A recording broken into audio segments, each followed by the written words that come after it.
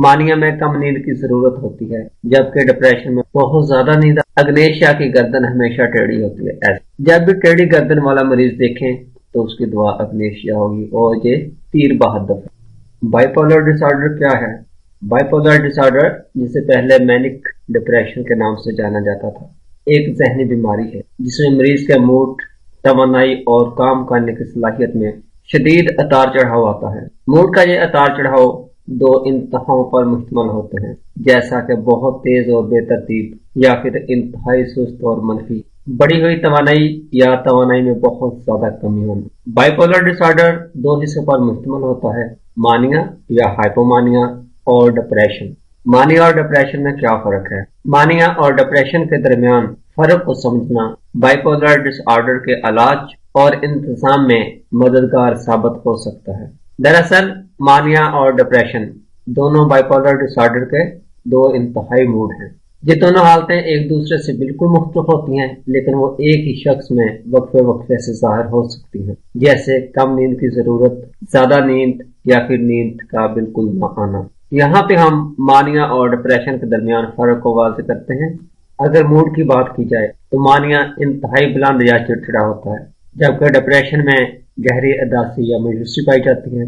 तवानाई के हवाले से बात करें तो तवानाई बहुत बढ़ी हुई होती है, जबकि डिप्रेशन में तवानाई बिल्कुल नहीं होती या बहुत ज्यादा कमी पाई जाती है। मानिया में कम नींद की जरूरत होती है, जबकि डिप्रेशन में बहुत ज्यादा नींद आती है या नींद बिल्कुल नहीं आती। मानिया में सोच तेज और बेतरतीब होती है, जबकि डिप्रेशन में सुस्त और मनफी। रवैये की बात की जाए तो मानिया में खतरनाक या गैर समंदराना रवैया पाया जाता है, जबकि डिप्रेशन में सुस्त और गैर फाल रवैया होता है। मानिया में गैर मामूली खुद एतमादी पाई जाती है, ओवर कॉन्फिडेंस कह लें आप, जबकि डिप्रेशन में बेकदरी या जुर्म के एहसास पाए जाते हैं। अगर हम बीमारी के या दौरे के वक्त की बात करें तो मानिया का वक्त जो है वो एक हफ्ते से चंद हफ्तों तक हो सकता है, मुख्तसर होता है, जबकि डिप्रेशन तवील वक्ती है, कई हफ्तों से कई महीनों तक रह सकता है। बाज़ औक़ात किसी शख्स में बियाक वक्त मखलूत दौरे पाए जाते हैं। कुछ लोगों में मानिया और डिप्रेशन के अलामात एक साथ जाहिर हो सकते, जिसे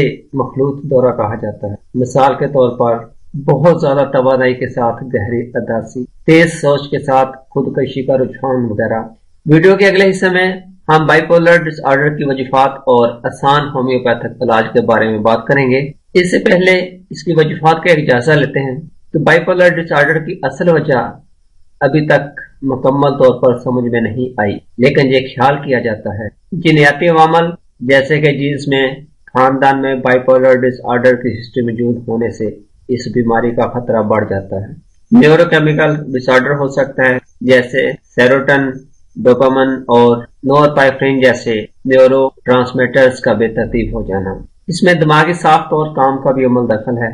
दिमाग के इन हिस्सों में गैर मामूली फर्क आना जो मूड को कंट्रोल करते हैं। मजीद माहौलियाती महरक़ात भी हैं, जैसा कि तनाव, सदमा, मंशियात का इस्तेमाल या फिर जिंदगी में बड़ी तब्दीलियां। बाइपोलर डिसऑर्डर में मेनिया या हाइपोमेनिया और डिप्रेशन के दौरे शामिल होते हैं। अलामात दौरे की किस्म पर मुनहसर होती है। अगर इसके होम्योपैथिक इलाज की बात की जाए, होम्योपैथी एक होलिस्टिक निज़ाम तिब है जो जिस्म के खुद का निज़ाम को मुतहर्रिक करने के लिए कुदरती मादों को इंतहाई कम मकदार में इस्तेमाल करता है।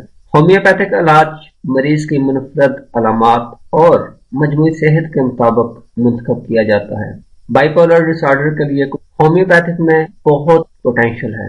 सबसे पहले मेनिया के दौरों के लिए अद्वियात पर बात करते हैं। ऑरमेट गहरे डिप्रेशन और मेनिया के दौरों के लिए बहुत बड़ी दवा है। इसमें अमूमन मरीज खुदकशी के ख्यालात रखता है, बेकदरी का शदीद एहसास पाया जाता है और कमाल पसंदी की ख्वाहिश होती है। लेकेसिस शदीद मेनिया के दौरों के लिए, जिसमें बतूनीपन, हसद और शक शामिल है। नींद के बाद अलामात बदतर हो जाती हैं। हसद और शक इस दवा की खास अलामात है। हायोसाइमस या मेनिया के रवैये के लिए, जिसमें बेचैनी, जज्बाती रवैया और गैर मुनासिब हंसी शामिल हो, तो हायोसाइमस दवा होगी।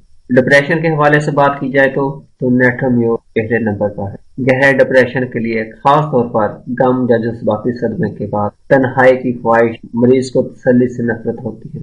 अग्नेशिया मारा जज्बाती सदमे या नुकसान से शुरू होने वाले डिप्रेशन के लिए खास दवा है। मूड में तार चढ़ाओ। अच्छा एक बात, अग्नेशिया की गर्दन हमेशा टेढ़ी होती है। ऐसे जब भी टेढ़ी गर्दन वाला मरीज देखें तो उसकी दुआ अग्नेशिया होगी और ये तीर बहादुर है। मजीद अग्नेशिया में बार बार ठंडे सांस लेना और गले में घुटन का एहसास होता है। पलस्तीला का मरीज नरम मिजाज होता है जिसको तसल्ली और सुकून की जरूरत हो। ताज़ा हवा और हल्की हरकत से अलामत बेहतर हो जाती है। अगर बात की जाए मखलूत दौरों के हवाले से तो सबसे पहली दुआ है एनाकार्डियम। मूड में तार चढ़ाव के लिए जिसमें दोहरेपन का एहसास हो, खुद एतमादी की कमी और याददाश्त के मसाइल शामिल है। सट्रामोनियम एक अहम दुआ है शदीद मूड में तार चढ़ाव के लिए जिसमें खौफ, जारहियत या तशद्दुद का रवैया शामिल हो तो दुआ सट्रामोनियम होगी। खवातीन के मेनोपाज या महवारी के दिनों में हार्मोनल तब्दीलियों से वाबस्ता मूड में तार चढ़ाव के लिए सिमसीफुगा बेहतरीन दुआ है। जबकि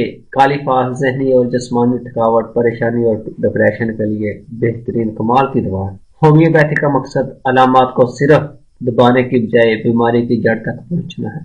होम्योपैथिक इलाज के अलावा तर्ज जिंदगी की तब्दीलियां बाइपोलर डिसऑर्डर को कंट्रोल करने में मददगार हो सकती है। बाकायदा नींद का शेड्यूल बनाएं और उस पर सख्ती से अमल करें। तनाव को कम करने के तकनीकों पर अमल करें जैसे मुराकबा और योगा वगैरह। शराब और मंशियात से परहेज करें। खानदान और दोस्तों से मदद हासिल करें।